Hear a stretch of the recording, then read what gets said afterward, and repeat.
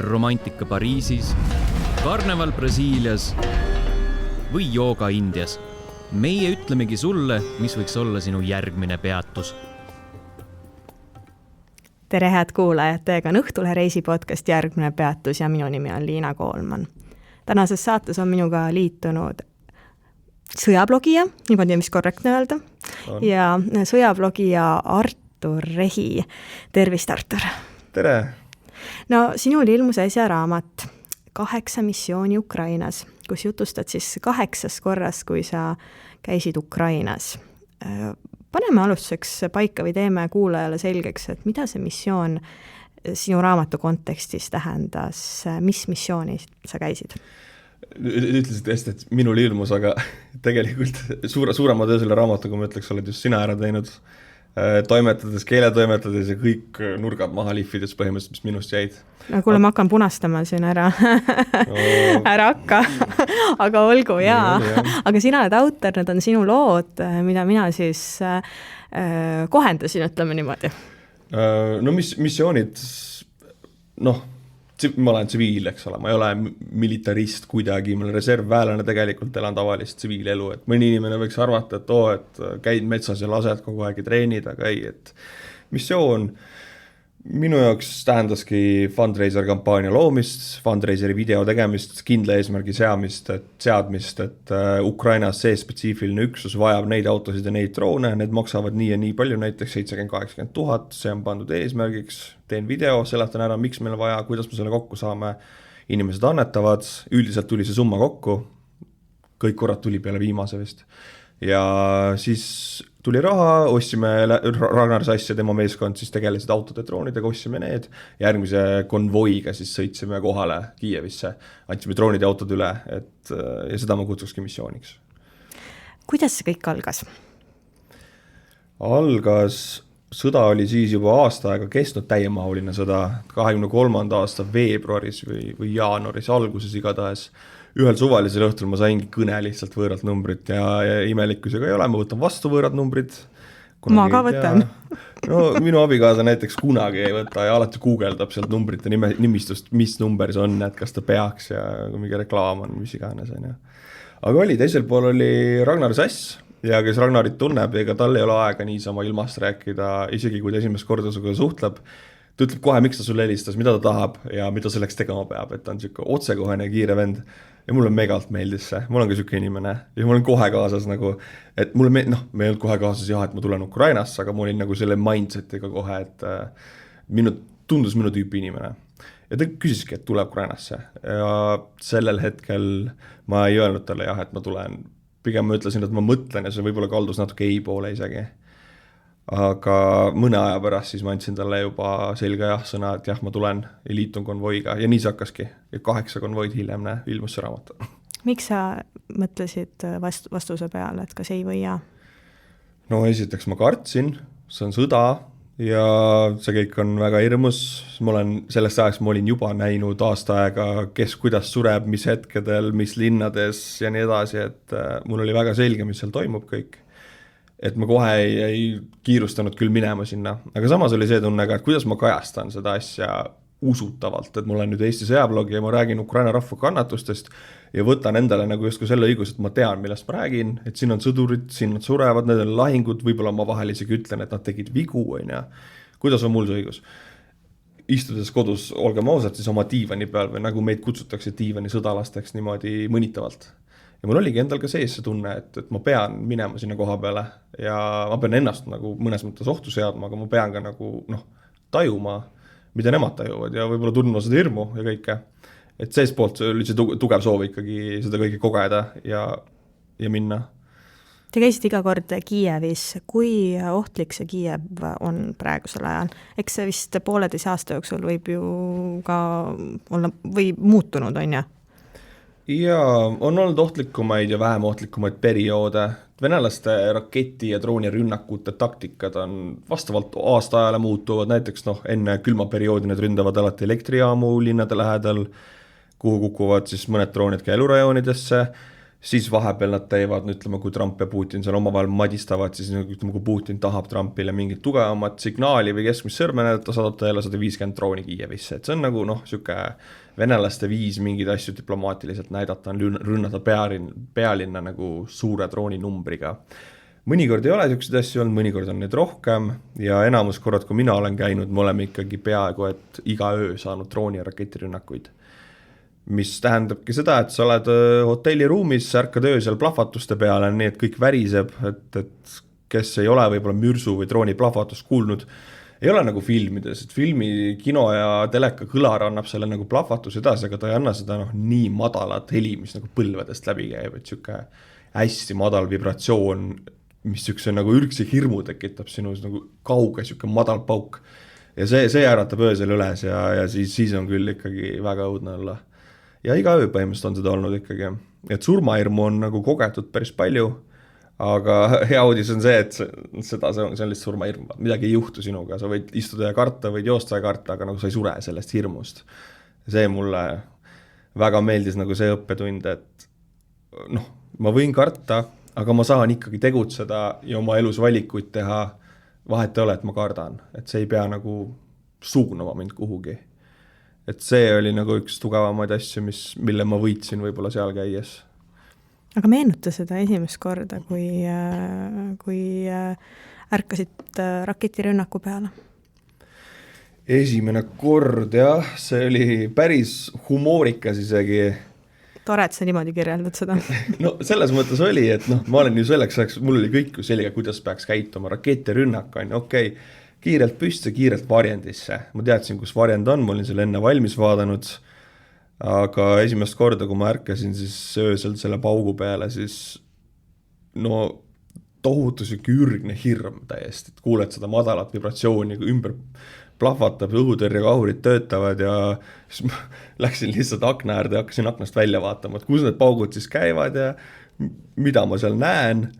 Ja mõni hetk hiljem ma alles taipasin, et parim asi õhurünnaku ajal võib-olla ei ole passida kõrghoones nägu vastu klaasi, ootamas, et see plahvatus ja need killud nüüd näkku lendaks mulle, et siis ma sain aru sellest ja jooksin, ma olin vist üle 10 korruse ikka kõrgel Kiievis, et jooksin siis, vist olin isegi bokserite väel, jooksin foajeesse nagu seal korrusel ja lifti ja hakkasin alla sõitma varjendi korrusele. Ja lift sõidab rahulikult, elevaatori muusika mängib, mingi smooth jazz mängib seal, kuuled kaugelt neid pauke ja korrused liiguvad üliaeglaselt allapoole, et siis ma sain ka aru ja vist hakkasin isegi naerma, et ma peaks trepist praegu alla jooksma, mitte liftist. Ja kõik oli selge ja ma lihtsalt jooksin bokserites lifti. Asi, mida ei tohiks teha. Hirm lihtsalt kaotas need kained mõtted ära, on? Jah, hirm kaotas ära, need võttis üle täiesti. Aga enamikel kordadel, kui need pommirünnakud on olnud, siis varjendisse sa pole jõudnud. Ma olen jõudnud ikka. No mõnel korral oled jõudnud, aga ega väga inimesi seal ei ole varjendis ju. Inimesi ei ole, kiievlased ise, mõned käivad, mõned ei käi, nad on nii harjunud sellega. Sa harjud lõpuks ära, nagu mina ka harjusin raketirünnakutega ära. Aga ja need korrad, kui ma olen läinud sinna, ega seal väga palju rahvast ei ole tõesti. See on selline tuim harjumine, et sul on suva, et sa võid kohe surma saada või? No, siin on mitu asju tegelikult. Võime juba sellest praktilisest poolest alustada, et venelased ründavad Kiievit peaaegu, et alati ainult öösel. Et ukrainlased ei saaks magada, sest paneme selle asja numbritesse, kui sa hoiad rahvast 3 miljonit inimest Kiievis aasta aega järjest üleval, sest selle linna sisemajanduslik koguprodukt või kuidas me nagu need numbrid kirjeldame, langeb mingi protsendi võrra. Et see on juba nende üks ründade strateegia, et iga päev 2 tundi, 3 tundi saaks vähem magada kiievlane. Ja kui sa sellist elu elad, siis see võib-olla unepuudus hakkab sind juba nii tohutult mõjutama ja see stress, et mingis mõttes on, ma mõistan neid inimesi, et nad ei jookse iga praksu peale varjendisse, sest muidu sa veedakski kogu elu ainult varjendisse joostes. Ja teiseks tõesti sellega harjub ära.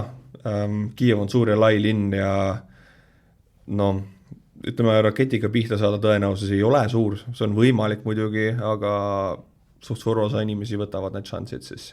Ei lähe varjendisse enam ja lihtsalt jätkavad oma elu elamist.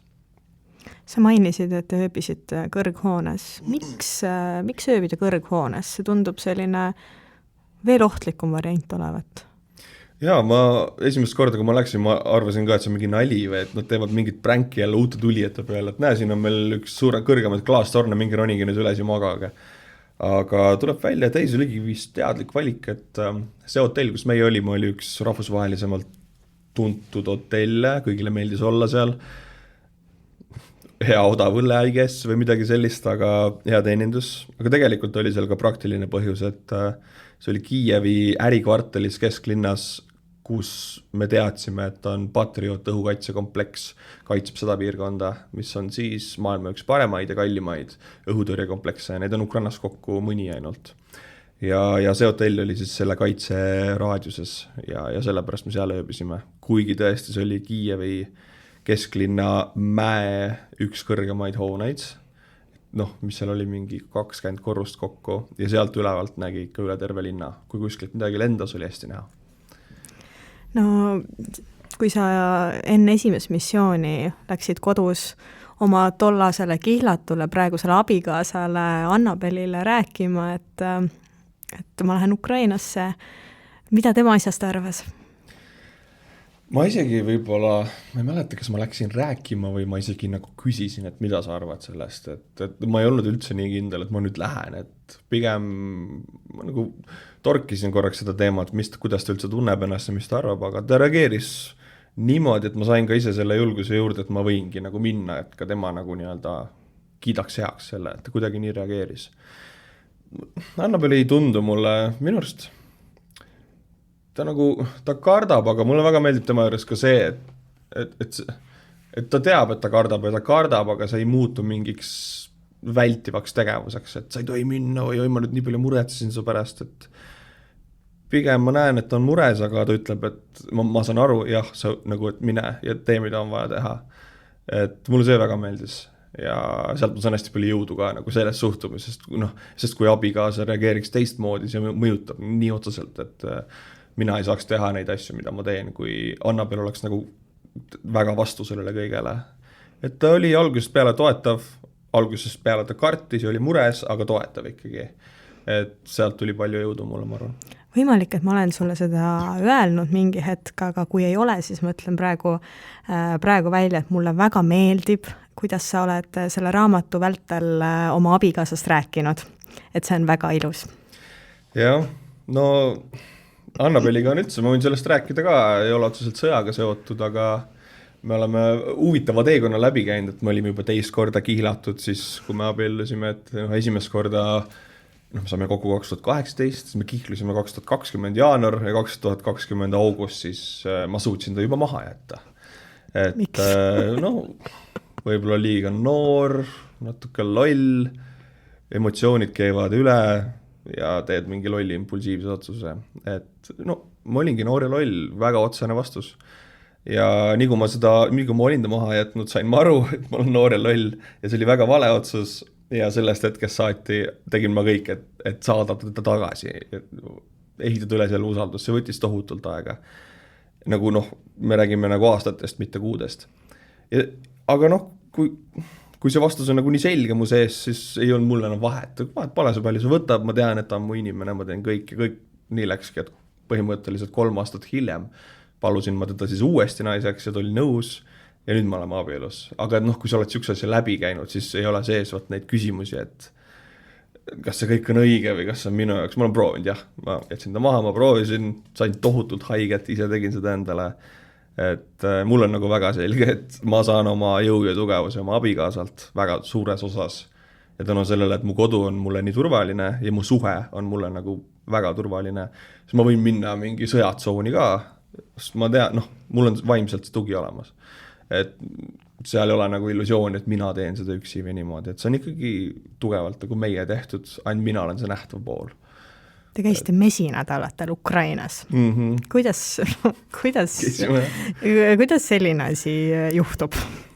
No selleks ajaks, see oli 24 juuli, me abiellusime 24 juunis ja selleks ajaks olin mina, enne seda juba olin ma 7 korda käinud Ukrainas. Ja ma olin suvel ka käinud, seal suvel on seal ikkagi mega ilus, ligi 40 kraadi vahel ja absoluutne paradiis minu jaoks. ja siis mõtlesin, et ma korraks lihtsalt küsin ta käest, et ega ma ei hakka suru, ma olen nii valmis, okei, me läheme Maldiividele või kuhugi. Ma lihtsalt korra küsin, et äkki ta on huvitatud ja ta oli kohe väga huvitatud. Et no ju siis see ka, et mees on nagu 7 korda käinud seal ja rääkinud nagu ülivõrdes Ukrainast, et ta tahtis ka ise väga ära näha selle kõik. Ja no see, et ta julges nagu sõjatsooni tulla, kõik see, noh see on oma, et seda peab juba Annabeli käest küsima, mina ei tea, kust ta selle vapruse võtab. Aga ta julges ja ta tahtis ja me läksimegi, veetsime Ukrainas 2 nädalat, mesinädalaid ja saime päris mitu tugevat raketilööki ka. Üks neist oli eriti karm ja Üks neist oli väga karm, see oli üldse üks, noh, jällegi väljas päike paistab 37 kraadi, aga see päev oli jube tume, sest see oli just see päev, kus me sõitsime Kiievist välja Butšasse ja Irpinisse, kus siis venelaste kõige kurikuulsam massimõrv pandi toime. Mitusada tsiviilelanikku hukati relvadega, lasti maha lihtsalt tänavatel. Ja siis me läksime vaatama seda kohta. Just siis, kui me oleme bussiga teel sinna, siis me nägime selja taga Kiievist tulemas suitsu ja oli raketirünnak. Ja Jasper, mu konvoi kaassõitja, siis oli Kiievis, ma helistasin talle ja ta ütles jah, et Ohmatit laste haiglale lasti mitu raketti sisse ja haigla on põhimõtteliselt täiesti puruks lagunenud. Kivide alt oli kosta karjeid ja nuttu ja need lapsi tassiti sealt välja ja Jasper ise oli seal ka epitsentri, siis tassis need kive sealt pealt ära ja siis see kõik info tuligi minu ja Annabelil, kui me olime seal bussis ja me nägime netis ka kõiki need pilte kohe, nägime seda suitsusammast ja siis sõitsime veel edasi, et vaadata Butšas siis massimõrva ohvrite laipu ja nägusid ja seda lugu kuulda kõike, et see oli üks väga tume päev. Mesinädalate alguses siis. Aga jah, nii ta oli. No sellest on peaaegu aasta aega möödas, suvel saab aasta. Kuidas te tagasi vaatate oma mesinädalatele, et tulevad, võiks ju eeldada, et tulevad ilusad emotsioonid, aga siin on ju nii palju tumedat, nagu sa just kirjeldasid. Ma tea, mulle jääb ikka nagu hea meelde tavaliselt. Oli väga palju tumedat küll, aga ütleme, ülejärgmine päev läks kogu konvoi meeskond rongiga tagasi ja meie mesinädalad hakkasid siis ametlikult järgmised 2 nädalat sõitsimegi mööda Ukrainat ringi rendiautoga 2000 kilomeetrit sõitsime ära riigis ja me jõudsime näha umbes veerandit riiki ainult, et tohutult suur riik. Aga mul on meeles see, kuidas me oleme lihtsalt Karpaatides, Ukraina Karpaatides mägispaas, katuse basseinis, päike paistab, jood seal oma pinakolaadat või mida iganes ja lihtsalt chillid, et ei saa arugi, et sõda on. Et mul on nagu siuksed hetki ka väga palju mesinädalatest ja on ka need teisi hetki, et ütleme väga seinast seina mesinädalat, väga ekstreemsed, aga ka väga ilusad minu jaoks. Aga Ukrainas siis turism toimib normaalselt? No ma ei ütleks, et normaalselt, sest lennukiga pinakolada kuskil katuse terrassil või mis sa mainisid, see kõlab päris hästi, olgem ausad, nagu Maldiivid põhimõtteliselt. No mina ütlen ma sureks Maldiividel igavusse ja ma ei taha mitte kunagi minna sinna. Aga ma saan aru, et inimestele meeldib ja aga ma ei suuda lihtsalt, ma läks iga hetk Ukrainasse või Bulgaariasse või Rumeeniasse enne. Aga jah, oled Kiievis ka katusepaarid, kõik paarid on avatud, tööklubid on avatud, mõne klubiga on lihtsalt nii, et komandandi tund hakkab keskööl, kui sisse lähed, siis hommikul kell 5 välja alles. Ja sa peadki hommikuni panema seal siis, et see on see valik, mille sa pead langetama, sest öösel ei lasta tänavatele kedagi. Aga jah, kõik töötab ikkagi. Turism, kes on julgemad, neil on seal väga palju, et paarid, klubid, kõik on avatud. Ka väljaspool Kiievit? Või Kiievis on ikkagi need klubid ja sellised asjad? No suurlinnades on, ütleme alla miljoni linnades, 200-300 000 linnades, võib-olla Tartu pluss natuke siuksed linnad. Seal on raskem juba, restad kõik on avatud, aga ööelu pigem on vaikne seal ikkagi. Aga päeval on ka nagu restod ja sisha-baarid nii-öelda, vaatad inimesed tänavatel, kesktänavatel on tavaliselt seal mälestusplakatid kõikidele hukkunutele sellest linnast ja ongi nagu kesktänavad on nagu slaaviriikides ikka on see ridaküla nii-öelda sama, et hästi pikad teed, alleed, kus ongi siis sajad, kui mitte mitmed sajad nagu suured plakatid, elusuuruses plakatid meestele, kes sellest linnast on langenud ja seal kõrval on kohes kõik need restoranid, kus siis inimesed teevad vesiviipu, joovad õlut, paljud noored mehed nagu panid selle õlleklaasiga nagu oma langenud sõbra pildi, et istusid seal ja jõid ja rääkisid, slaavi leinakultuur on täiesti teistsugune. Et seal on see nagu lein on avalik ja sükke ja linnapildis oli pidutseti, tehti nalja, söödi, siis ütleme ausalt leinati oma sõpru, väiksed tüdrukud leinasid oma isa seal samas, nagu räägite nende plakatitega, et see on asi, mida ma Eestis mitte kunagi ei näeks. Aga seal oli see nagu kõik silme ees ja see ei tähendanud, et kõik hästi mornid on. Et inimesed ikkagi nagu, mina ütleks, et olid väga rõõmsad, aga ka julgesid leinata samal ajal. Kes need turistid on, kes praegusel ajal Ukrainasse lähevad? Igaüks ei lähe ju. Igaüks ei lähe. On mitut sorti, mõni on lihtsalt, kes on sõjaturist, inimesed käivad sõjatsoonides, on sellised inimesed üle maailma. Teised on Ukraina toetajad, nagu mina võib-olla, kes erinevatel põhjustel, kes patriootlikel või minu puhul saab öelda ka Eesti turvalisuse eest, et see on ka võib-olla teistsugune põhjus. Meil oli konvois üks Renault, kui ma nüüd õigesti ütlen, Renaud on ta nimi, Belgiast, mingit sorti aadlikus sugupuust ta tuleb, ta on 75 vist praegu juba ja ta oli igal konvoil kaasas. 75 ei ole nüüd selline number, et ma saaks öelda, et nagu raukvana mees, aga ikkagi nagu sa ei lähe sõjatsooni sellises numbriga. Ja ta oli alati kaasas, ta andis alati sõduritele oma tehtud mingid kaunistused, lilled, 5 autosi, oma pensioniraha kulutasid neid autosid osta, nagu fanaatiline toetaja, et oli leidnud oma elu, ütleme, viimaste aastate või pensionipõlve nagu mõtte sellest, et hästi palju erinevaid inimesi, kes oma põhjustega käivad seal. Siin on nüüd hea hetk tuua välja, et kes sinna konvoisse pääsevad, sellepärast igaüks tegelikult ju ei saa sinna konvoisse.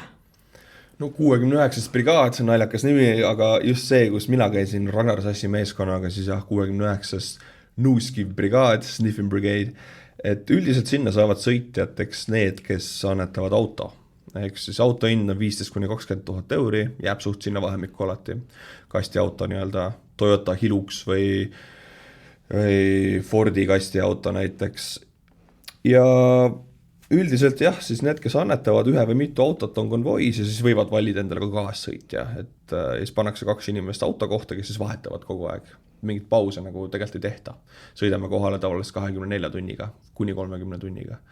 Aga jah, et kui sa lihtsalt kirjutad, ma tahan väga Ukrainat aidata, kas ma võiks konvoisse tulla, siis see on võimalik, kui neil on tõesti juhtidest puudu, aga tavaliselt on isegi nagu annetajaid päris palju, kes annetavad auto, et Ragnari suurte tutvuste tõttu on seal rahvusvahelisi startup kogukonna esindajad, kellel ongi edukas startup firma, nad on võib-olla tõstnud mitu miljonit hiljuti just ja nad panevadki mingi osa siis, et osta autosid, tulla koos Ragnariga sinna konvoisse, kus on ka 10 teisi startupereid, käib siuke minglimine, üksteisega suhtlemine, kontaktid startup maailmas kõik on ja tihti see kontingent ongi ja siuksed noored edukad ettevõtjad.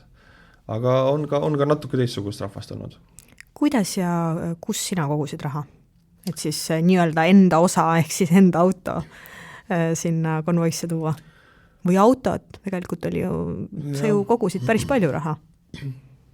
Minu YouTube'i kanalil on põhimõtteliselt ainus rahvusvaheline vaatajaskond, et eestlasi on seal võib-olla 2-3%, mis on väga vähe tegelikult.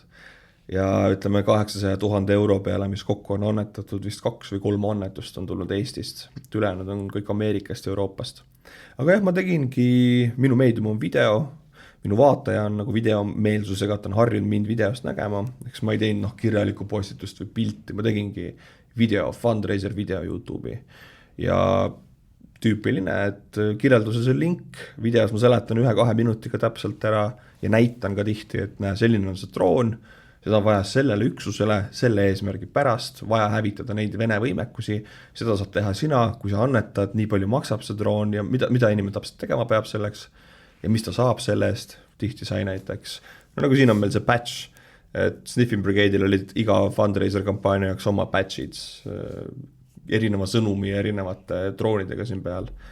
Ja kui inimene annetas 200 eurot nende Sniffing Brigade'i kampaanias, siis sa sai selle patchi näiteks. Need olid väga ihaldusväärsed patchid. Inimesed reaalselt annetasid rahvusvaheliselt selliseid summasid saada, nagu see märk endale. Ja kokku ma tegingi 8 fundraiserit, 8 videot, 8 üleskutset, igal ühel kindel eesmärk, mis enamasti täideti ülekattega ja siis mõissimegi lihtsalt rohkem autosid ja rohkem droone. No Sa ütlesid, et eestlasi seal väga ei olnud nende annetajate hulgas, et välismaalastel ei ole väga sellist hirmu, nagu see Slava Ukraini lugu oli, et nemad usaldasid sind, uskusid, et sa kõik siin Ukrainale toimetad, neil ei olnud mingeid hirme, et äkki. On ikka, samad hirmud ikka, ega skämmereid ja pettureid on igal pool, et ei ole eestlane või ukrainlane või sakslane, et igal pool on sama asi. Pigem ongi see, et kuna mul on videomeedium ja mul on videoplatvorm, on mul päris loogiline, teed kampaania ja pärast kampaaniat näitad nagu detailselt, kuidas sa ise selle auto sõidad kohale, näitad seda sõdurit, teda nägu ja kõike, kellele sa selle auto annad, vaataja näeb seda kõike, et sa ei lähe kuhugi küsitava väärtusega projekti, vaid ta näeb väga otseselt igat sammu, mis selle rahaga tehakse. Ja see läbi aja ehitas üles sellise usalduse, et olidki püsiannetajad. Teed uue kampaania, sa tead juba 20-30 000 tuleb seal kohe nendest inimestest, kes iga kuu on nõus mitu tuhat Ukrainale annetama ja sina oled lihtsalt üks nende nimekirjas. Et sellised inimesed läänes päris palju, jõukad inimesed, kes põhimõtte pärast teevad seda. Sa ütlesid, et näitad sõdurit ja tema nägu. Kas nägu tohtis näidata? Kui me nüüd vaatame raamatu esikaanele, siis on Alfa Grupi juhi nägu varjatud. Alfa Grupp Ukraina ühe kõige parema ja salajasema eriüksusena on omas kategoorias, et nende võitlejate nägusi kindlasti ei tohi näidata, sellepärast, et kui venelane peaks ükskõik millise neist kätte saama, siis ütleme ausalt, ta piinatakse surnuks, kuni ta annab nii palju infot kui võimalik. Aga sõdur, kes on rindel, nende, see on okei, et nende alati muidugi me küsisime, kas ma võin suga pilti teha ja nägu näidata, mõned ütlesid ei, aga kui ta on laskur jaos kuskil, tal oli okei see, load anti igalt poolt, et see ei olnud probleem. Mis see Alfa Grupp siis õigupoolest on ja miks ta nii salajane ja tähtis on? Alfa Grupp, ametlikult eitati üldse nende olemasolu pikka aega, aga Aga me raamatu esikaanet näeme, et ta on olemas. Ja nemad andsid mulle eraldi veel loa lausa neid näidata, et neid ei tohtinudki näidata, aga kui need said minult 200 drooni, pärast seda siis, mitme fundraiseri peale, 200. Ja ma segan vahele, et sa oled saanud ju raamatu jaoks tegelikult ka eriloa nendest rääkida, et see on ka hästi äge ja ainulaadne. Ja ega nad ei anna neid lubasid üldse, aga kui nemad on väga efektiivsed droonidega Vene tanke hävitamaks ja neil lihtsalt ei ole droone. Nad ei osta ka, seda rahastust riigil ei ole, aga siis on järsku mingi sõjablogi Eestis, kes suudab, ega nad ise, teeme, kes see rehi on ja 6 aja pärast nad näevad, ma tulen tagasi, meil on 50 drooni maast lihtsalt, mis ma tean, et tähendab mitmekümne Vene okupandi surma ilmselt ja mitmed tank, nende jaoks on nende riigi päästmine otses mõttes ja nad ütlesid, kui sa tood meile veel droone, me oleme nõus sulle igasuguseid videosid tegema, pilte, kampaaniad, kõike ja ma saingi sükse eriloa kasutada Ukraina kõige paremat eriüksust just kui visuaalselt efektiivsete videode loomiseks. Et kõndige siit, paneme tossugranaadi taha, tule nüüd sükseid, et kõnnakuga, kanna seda relva, sa ei saa pane eriüksust kaamera, et aega raiskama, aga nad olid nõus, nad teadsid, mida see tähendab. Et paljud sõdurid ütlevad, ma ei ole näitleja, ma olen sõdur, vaata. Ja siis, aga siis on järsku Alfa Grupp parimad, kes on nõus seda kõike tegema. Ja ma kasutasin väga ära seda, mul on väga palju videosid Hollywoodi stiilis visuaalidest, kus ongi eri värvi granaadid lendavad taga ja siuke aegluubis liikumine ja ütleme, ma olen saanud nendelt kõik, mis nad sellega said anda ja andsin neile kõik vastu kohe siis. Mis rollis YouTube ja Instagram ja igasugused sellised platvormid Ukraina armees mängivad praegusel ajal? Väga olulist ikkagi, et ma ei liialda, kui ma ütlen, et 100 miljonid kuni miljardid liiguvad lääne eraisikutest toetajatest Ukraina üksustele, peaaegu ilma vahemeheta, et liiguvadki. Keegi teeb mingi fundraiseri, mingi sõjablogija näiteks ja see läheb otse üksustele.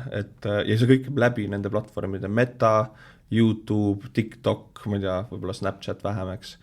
Aga need numbrid, mis sealt liiguvad, need rahalised numbrid ja need droonid ja autod ja need on ikkagi siukesed numbrid, et terved armeed ja riigid ei jõuosta neid.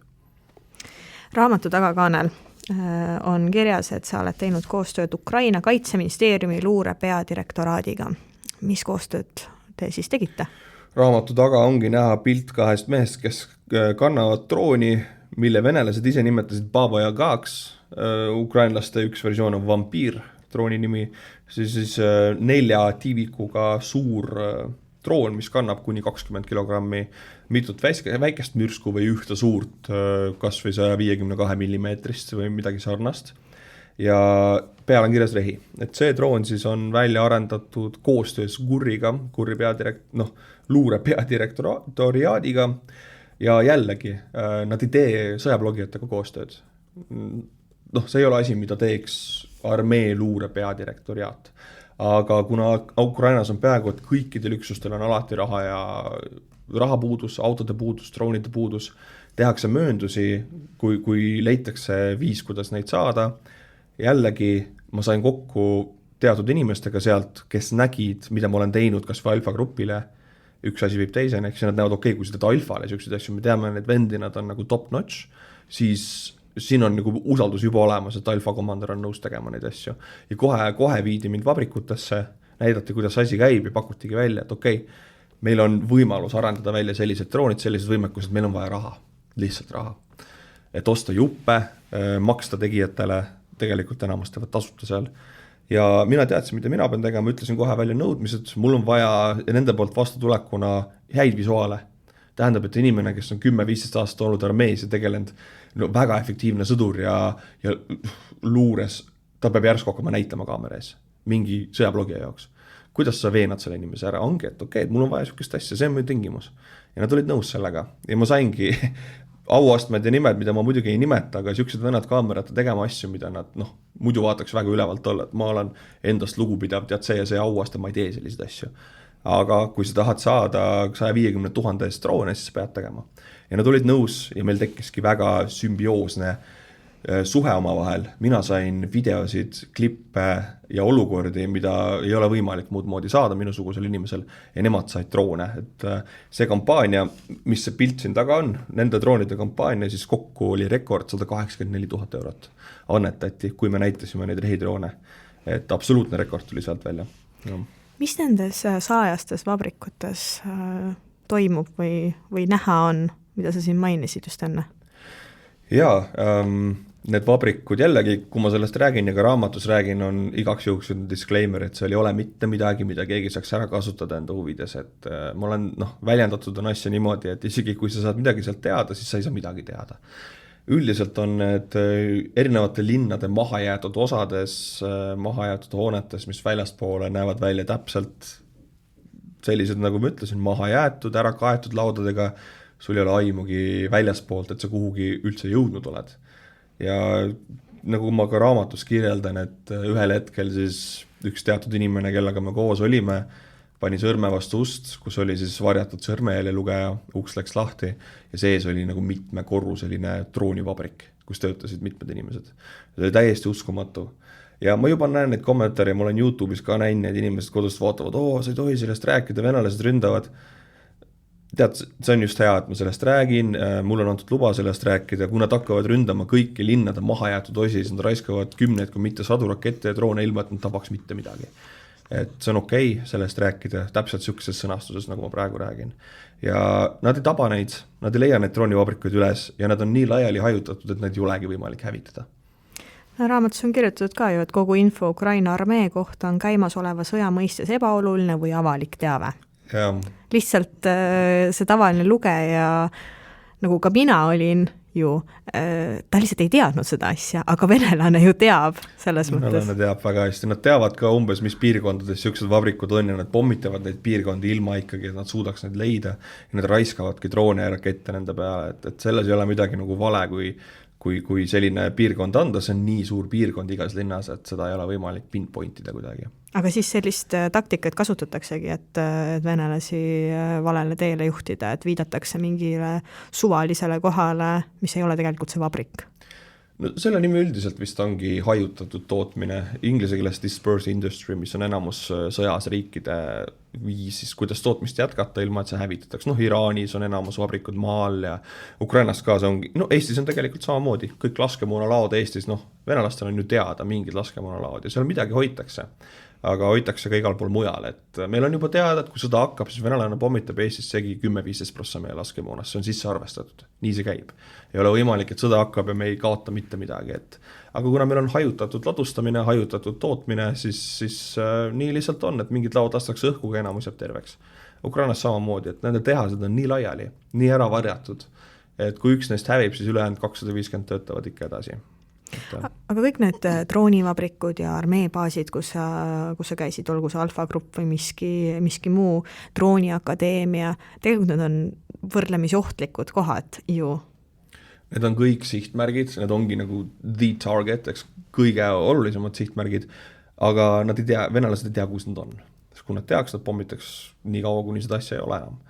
Aga näiteks drooniakadeemia samamoodi, ma võin sellest rääkida, sest ükskõik mida venelane ka siit kuuleks, see teeb asja ainult hullemaks, sest need kohti on nii palju, mis on sarnased. Kõik kohad on sarnased üldse, sest Ukraina on põllumajanduslik riik. Drooniakadeemia oli Kiievi lähistel ühes traktori angaaris, kus millised on Kiievi lähistel juba tuhandeid, Ukrainas võib olla 10 000. Et kui keegi nüüd hakkab rakette nendesse kõigisse saatma, siis mul on selle üle väga hea meel, sest raisatakse 5 miljonilisi rakette 10 000 angaaride peale, mis on tühjad. Et igal juhul võib sellest niimoodi rääkida. Aga sul ei olnud sellist muret või hirmu, et okei, et no tegelikult ju mingisugune rakett võib seal lennata? Alguses ilmselt oli, on ju? Ikka on, jah. On ja on väga palju hirmu ja eladki selle hirmuga, vaat suitsu ette, lähed edasi, sest ega ma Eestis ei suitseta ka meelega, ma mainin seda, et seal ma ikkagi suitsetasin iga päev ja väga palju, nagu pakk päevas ikka ja ma ei suitseta Eestis, on ju. Et panedki suitsu ette ja lähed lihtsalt, ega seal muud ei olegi, kardad ja lähed, et ega ei ole nüüd mingit salajast asja, et okei, ma teen seda ja siis ma ei karda. Lihtsalt kardad ja teed. Lisaks suitsetamisele oli alkoholi tarbimine selline pidev teema, miks nii? Alkoholi ka, see pinge on tõesti tohutu, nagu see sõjaolukord ja pinge, okei, rakett võib kukkuda, aga see veel, et kogu see kampaania, mis mina tegin, mina olen seal kindla põhjusega, et ma olin pannud oma nime ja oma maine netti, et ma teen sellist asja, annatage raha, inimesed annatavad raha ja see ei ole naljaasi, kui inimesed annavad sulle suure summa raha, sa vastutad kogu oma olemusega.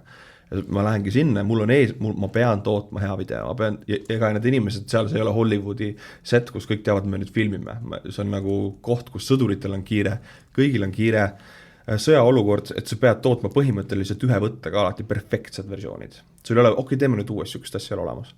Ja ega sõdur ka nagu ei oota, ei ole näitleja, et seisa nüüd, saata kuhugi seisma, tavai meil on 30 sekki, tee kähku ära, parim sõnastus, kõik peab olema, energia peab olema, eile öösel magasid 3 tundi, täna saab olema siukse energiaga, nagu 3 Red Bulli ära jäänud.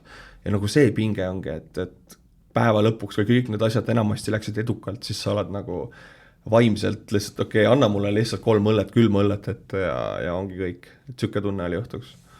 Mis olid nende Ukraina missioonide kõige suuremad vau-hetke, et olgu see siis positiivses või negatiivses võtmes? Sa võid mõlemaid välja tuua, mis sind pani üllatuma, millele sa tagasi vaatad? Mis iganes? Mesinädalatele sa vaatad kindlasti hea meelel tagasi, aga jätame selle kõrvale. See on loomulik. Mulle väga meeldivad Ukraina inimesed ka, minu arust hästi ilusad inimesed. Mul on ise ka natuke siuke, ma ei tea, kas praegu saab nii öelda, inimestele ei meeldi, mul on slaavi hing natuke, et kõik mis sees see väljas, mul on paha päev, kõik teavad, mul on hea päev, kõik teavad, mul on depressioon või jätan, teen lollusi, siis ütlen, et tegin ja olengi süüdi. Ukrainlastel sama, et kui leinavad, mulle nii meeldib, nad leinavad kõigi ees ja kui nad on kurvad, kui nad on rõõmsad, kui nad on vihased, see on kõik väljas seal. Et Ameerikas mul on ka palju käinud, seal on see keep smiling on ja how are you, tegelikult ei kotti, see on niisugune natuke müür, viisakas müür inimese vahel, Ukrainas ei ole. Et kui mõni inimene ongi pahur, ta ongi pahur kõige peale, kogu maailma peale, mõni on rõõmus, ta on rõõmus kõige peale. Mulle see hästi meeldis.